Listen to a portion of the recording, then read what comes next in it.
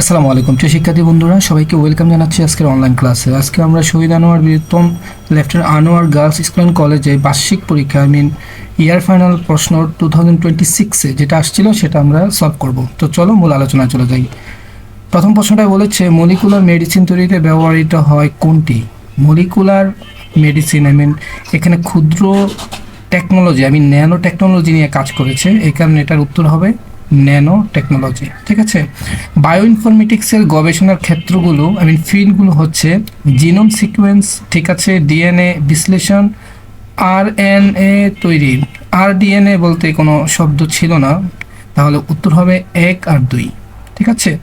Question number 3তে দেখো বলেছে পণ্যের ডিজাইন তৈরিতে ব্যবহৃত হয় কোনটি? যে কোনো ন্যানো টেকনোলজি বা যে কোনো টেকনোলজির ডিজাইন যখন তৈরি করে তখন ক্যাড ইউজ করা হয়, সেটাকে বলা হয় কম্পিউটার এইডেড ডিজাইন।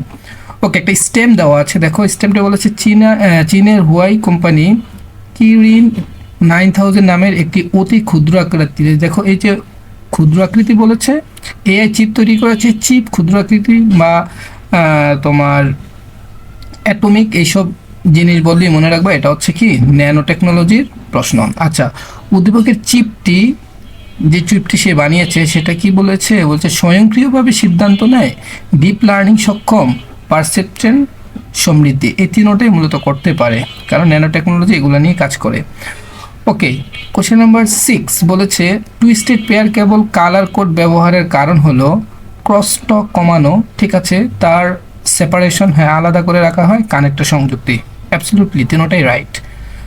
ওকে, কোয়েশ্চেন নাম্বার 7-এ বলছে কোএক্সিয়াল কেবলের সাথে কোন কানেক্টর ব্যবহৃত হয়? কোএক্সিয়ালের সাথে বিএনসি, বায়োনেট নীল কনসোলমেন, এই বিএনসি কেবল কানেক্টর হিসেবে ইউজ করা হয়। আচ্ছা, এবার দেখো পরবর্তীতে বলেছে একই প্রোটোকল। দেখো একই প্রোটোকল হলে সেটা রাউটার হয়, আর ভিন্ন প্রোটোকল হলে সেটা হতো গেটওয়ে। ঠিক আছে। আর একই প্রোটোকল বলতে যেমন একটা প্রোটোকল বললাম আমি তোমাকে, SMTP simple mail transfer protocol, অথবা HTTP hypertext transfer protocol, এগুলোকে বলা হয় একই প্রোটোকল। ঠিক আছে। ওকে, এবার এনআইসি এটাকে বলা হয় নেটওয়ার্ক ইন্টারফেস কার্ড। কোথায় আছে এটা? এটা যে নেটওয়ার্কিং ডিভাইস থেকে প্রশ্নটা আসছে। ঠিক আছে। আচ্ছা, এবার দেখো কোয়েশ্চেন নাম্বার 10 বলেছে অ্যানালগ সংকেতকে, দেখো অ্যানালগ সংকেত যেরকম স্ন্যাকের মতো, সাপের মতো। দেখো আমি একটু ডিজাইন, এটা হচ্ছে বলে অ্যানালগ সংকেত। আর অ্যানালগ সংকেতকে ডিজিটাল সংকেতে যে কনভার্ট করে, ডিজিটাল হচ্ছে তোমরা জানো যে এরকম ডিজিটাল সংকেতটা অনেকটা এরকম। ঠিক আছে। তো অ্যানালগ সংকেতকে ডিজিটাল সংকেত যে করে এটাকে বলা হয় ডিমোডুলেশন। ঠিক আছে, ডিমোডুলেশন। আর ডিজিটালকে যখন অ্যানালগ করে সেটাকে বলা হয় মডুলেশন। ঠিক আছে।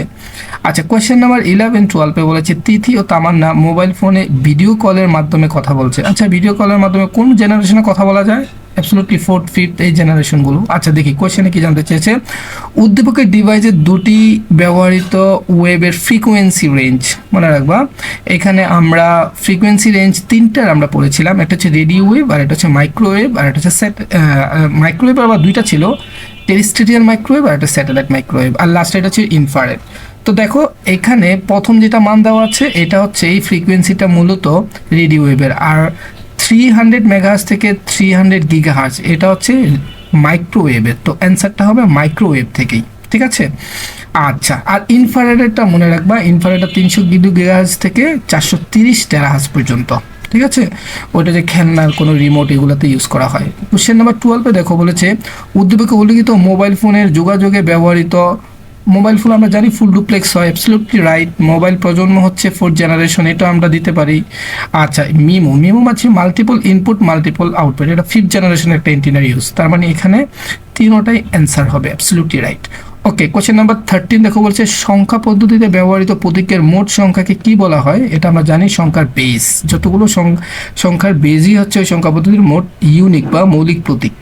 ওকে, এইখানে দেখো কোশ্চেন নাম্বার 14-এ এখানে তোমার একটা মান, একাধিক মান দেওয়া আছে, এখানে মানগুলোকে বলেছে অক্টালে নিয়ে যেতে। তাহলে এটা সিম্পলভাবে যেটা করা যায় সেটা হচ্ছে আমরা এইটা মানটাকে একটা ফর্মেটে নিয়ে আসবো। তো এটাকে যদি আমি ডেসিমেলে নেই, দেখো 111 বাইনারিতে ডেসিমেলে নিলে এটা হয় 124, তার মানে এটা হয় 7। ঠিক আছে। আর এখানে 110 এটা অক্টাল। আচ্ছা, এটাকে আমি ডেসিমেলে নেই, দেখো অক্টালকে আমি যদি ডেসিমেলে নিতে চাই একটা অক্টাল নাম্বার নেই, অক্টাল নাম্বারটা হচ্ছে 101, রাইট। আমি এখানে ক্যালকুলেটর তোমাদের দেখাচ্ছি, 101। হ্যাঁ, এটাকে আমি এখন ইকুয়াল দিয়ে যাব, 101 অক্টালে আছে না, অক্টাল ইকুয়াল দেবো, তারপরে এটাকে আমরা ডেসিমেলে নিয়ে যাব। ঠিক আছে, ডেসিমেলে কত, 65। তাহলে আমি এখানে রেখে রাখি 65। তাহলে তোমরা দেখো এই 65 আর হচ্ছে 7, তাহলে কত হলো 72। আর এটার সাথে 100 তো ডেসিমেলে আছেই, এটা যোগ করে দিব, তার মানে 172। আর তোমরা জানো হেক্সাডেসিমেলে 10, এটাকে যদি আমরা ডেসিমেলে নেই এটা 16 হয়। তারপর আমি তোমাদের কনভার্ট করে একটু দেখাই। দেখো নাম্বারটা হচ্ছে হেক্সাডেসিমেল না, আমরা হেক্সাডেসিমেল ফরম্যাটে আগে চলে যাব। হেক্সা, এখানে মানটা দেওয়া আছে 10, আমরা এখানে 10 লিখবো, অ্যাবসলিউটলি রাইট। 10 এর পরে ইকুয়াল দিব, দেন আমরা এটাকে ডেসিমেলে নিয়ে যাব, রাইট। এই যে ডেসিমেলে নিয়ে গেলাম, তো ডেসিমেলের 10 হেক্সাডেসিমেল, এটাকে যদি আমি এই যে ডেসিমেলে নিই এটা 16 হয়। তাহলে আগে 65 আর 7 হচ্ছে 72, এটার সাথে এখন যোগ করব, এটার সাথে 72 যোগ করে দিই, তাহলে হলো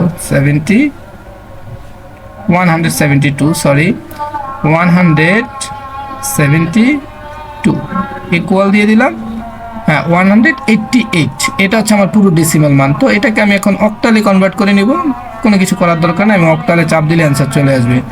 কত আছে, 274। তার মানে অ্যান্সার কি 274 আছে কোথাও, 274, অ্যাবসলিউটলি রাইট। এটাই হচ্ছে আমাদের রাইট অ্যান্সার। আচ্ছা, এখানে পরের প্রশ্ন বলেছে, দেখো এখানে একটা অক্টালের মান দেওয়া আছে ফ্র্যাকশন ভ্যালু সহ, কোনো সমস্যা নেই। সংখ্যাটিতে 7-এর স্থানীয় মান, দেখো 7-এর স্থানীয় মান হচ্ছে এইটা, মনে রাখবা। এটা প্রথম মান হচ্ছে 0, তারপর হচ্ছে 1, তারপর হচ্ছে 2।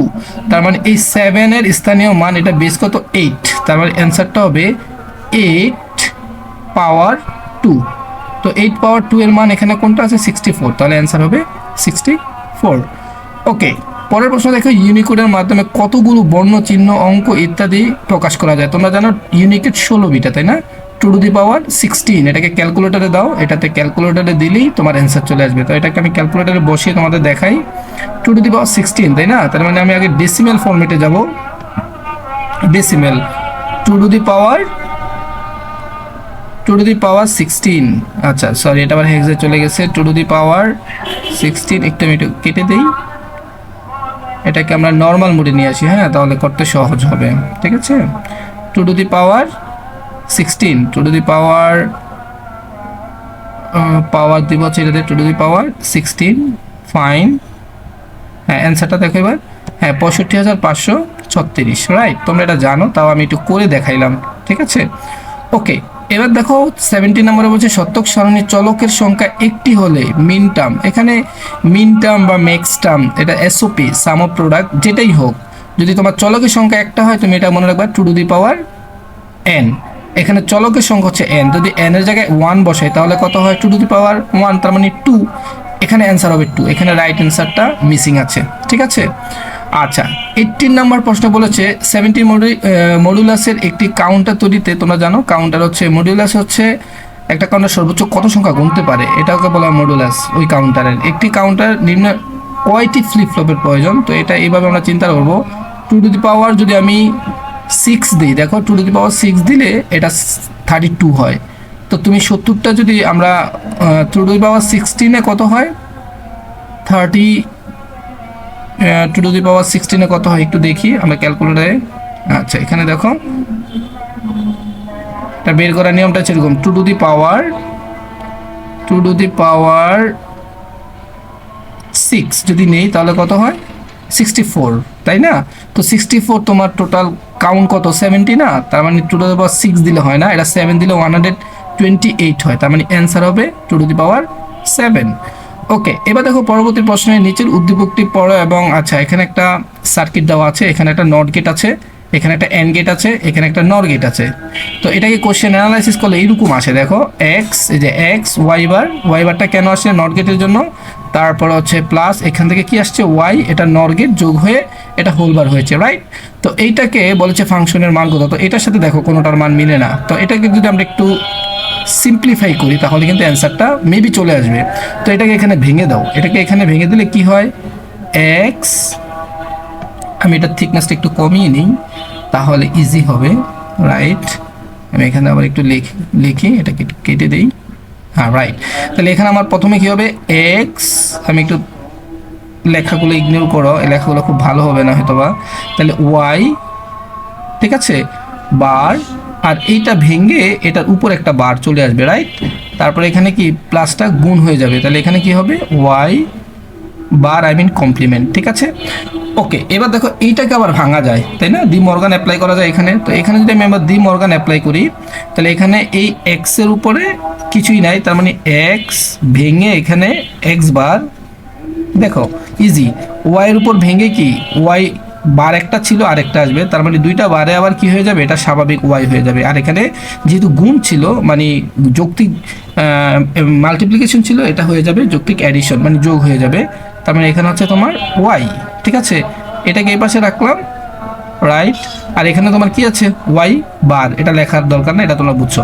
এবার পরবর্তী লাইনে আমরা কি করব, এটার সাথে এটা গুণ দিয়ে দিব, তাহলে ওয়াই বারের সাথে এক্স বার গুণ দিলে কি হয় এক্স বার, আরেকটা কি থাকে ওয়াই বার, ঠিক আছে, বার বা কমপ্লিমেন্ট একই কথা, তুমি যেটাকে বলো। প্লাসের প্লাস ওয়াই এর সাথে ওয়াই বার গুণ দিলে কি হয় ওয়াই ইন্টু ওয়াই বার। তো তোমরা জানো ওয়াই ইন্টু ওয়াই বারের মান 0 হয় আর থাকে হচ্ছে এইটা, তাহলে এক্স বার ওয়াই বার কোথায় আছে, এক্স বার ওয়াই বার, হ্যাঁ এটা প্লাস না, এটা অ্যান্সার হবে এইটা, রাইট। আমার মনে হয় তোমরা ব্যাখ্যাটা বুঝতে পেরেছো, যদি তারপরে না বুঝতে থাকো আমাকে কিন্তু কমেন্টসে জানাতে পারো। ওকে, এবার দেখো পরবর্তী প্রশ্ন বলেছে 20 নাম্বার, সার্কিটটির ন্যূনতম কয়টি NAND গেট দিয়ে বাস্তবায়ন করা সম্ভব। একেবারে সিম্পল, দেখো এই সার্কিটটির উত্তর তো আমি পাইছি কোনটা, এটা পাইছি না, যেটা হচ্ছে আমার উত্তর। তো এখানে যদি আমি একটা এখানে একটা কমপ্লিমেন্ট দিই, এখানে একটা কমপ্লিমেন্ট দিই, তাহলে কিন্তু এটা NAND গেট দিয়ে বাস্তবায়ন হয়ে যায়।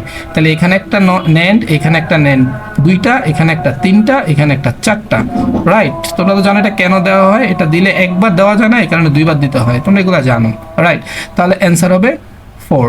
এবার HTTP এর পূর্ণরূপ, এটা একেবারে সিম্পল একটা প্রশ্ন আসছে, hyper text hyper text transfer protocol, এটার অ্যান্সার হবে খ, ঠিক আছে। আচ্ছা, পরের প্রশ্ন বলেছে এক্স ওয়াই, এটা তো সিম্পল, দেখো এক্স এর উপরে HTML কোড না, এক্স এর উপরে, তার মানে এখানে হবে সুপ, আর এটার আবার নিচে, তার মানে এখানে হবে সাব। তাহলে সুপ সাব কোথায় আছে সেটা দেখি, দেখো এক্স সুপ ওয়াই, তারপরে সুপ ক্লোজ, আবার একটু সাব, নিচে জেড সাব ক্লোজ, তার মানে অ্যান্সার হবে এটা হচ্ছে অ্যাবসলিউটলি রাইট। আচ্ছা, কোয়েশ্চেন নাম্বার 23 বলেছে HTML এলিমেন্ট লেখার নিয়ম। আচ্ছা, HTML এলিমেন্ট আমি একটু তোমাকে বুঝাই, মনে করো আমি একটা ট্যাগ দিলাম পি, হ্যাঁ এটা হচ্ছে পি ট্যাগ। তো এইখানে আমি পি ট্যাগের পরে যে কোনো কিছু লিখতে পারি, লেখার পরে এই ট্যাগটাকে ক্লোজ করে দিলাম, পি ক্লোজ। এই আমি এই জিনিসটাকে, এটাকে বলা হয় ট্যাগ, এটাকে স্টার্টিং ট্যাগ বলে, এটাকে বলা হয় ক্লোজিং ট্যাগ, আর মাঝখানে যে লেখাগুলো থাকে এগুলোকে বলা হয় এলিমেন্ট। তো এখানে বলেছে একটির পর একটি লেখা যায়, তো আমি একাধিক, আমি ট্যাগের পরে আরেকটা ট্যাগের মধ্যে এলিমেন্ট লিখতে পারি, কোনো সমস্যা নাই। ওভারল্যাপ করে লেখা যায়, ওভারল্যাপ মানে হচ্ছে একটার উপরে আরেকটা, একটার উপরে আরেকটা, কিন্তু এই কথাটা মানে যায় না, এটা হয় না, ঠিক আছে। আর এটা নেস্টেড আকারে লেখা যায়, নেস্টেড মানে হচ্ছে আমি একটার ভিতরে যদি আবার আরেকটা করে লিখি তাও লেখা যায়। তারপরে অ্যান্সার হবে 1 আর 3, হ্যাঁ 2 নম্বরটা অ্যান্সার হবে না, হ্যাঁ এখানে উত্তরটা দেওয়া আছে 1 আর 3 অ্যান্সার হবে, রাইট। আচ্ছা, এইবার বলেছে কোশ্চেন নাম্বার, নিচের উদ্দীপকটি পড়ো এবং 14, 24 আর 25। আচ্ছা, মিস্টার জামা 3টি পেজ নিয়ে একটি খুবই দৃষ্টান্তমূলক ওয়েবসাইট তৈরি করেছেন। ওয়েবসাইটটি হোম পেজে প্রবেশ করলে ব্রাউজার, হ্যাঁ ব্রাউজারে যদি আমি কোনো একটা নাম দিতে চাই, সেখানে নাম দিয়েছে মাই পার্সোনাল ওয়েব, এটা মনে রাখবা টাইটেল ট্যাগ দিয়ে লিখতে হয়, ঠিক আছে। আচ্ছা, ওয়েবসাইটটি তৈরিতে কোনটি ব্যবহৃত হয়, মনে রাখবা ওয়েবসাইটটি তৈরিতে কোনটি ব্যবহৃত হয়। এখানে যদি HTML থাকতো তাহলে আমরা অ্যান্সার দিতাম HTML যেহেতু নাই তাহলে আমরা দেবো CSS, এটাকে বলা হয় ক্যাসকেডিং স্টাইল শিট। ওয়েবসাইটের আকর্ষণীয় করে তোলার জন্য এটা ব্যবহার করা হয়। আমার মনে হয় তোমরা কোশ্চেনের যারা পরীক্ষা দিয়েছো তোমাদের ম্যাক্সিমাম প্রশ্নই হয়েছে, তো তোমাদের জন্য শুভকামনা। আজকে এখানে শেষ করছি, আল্লাহ হাফেজ।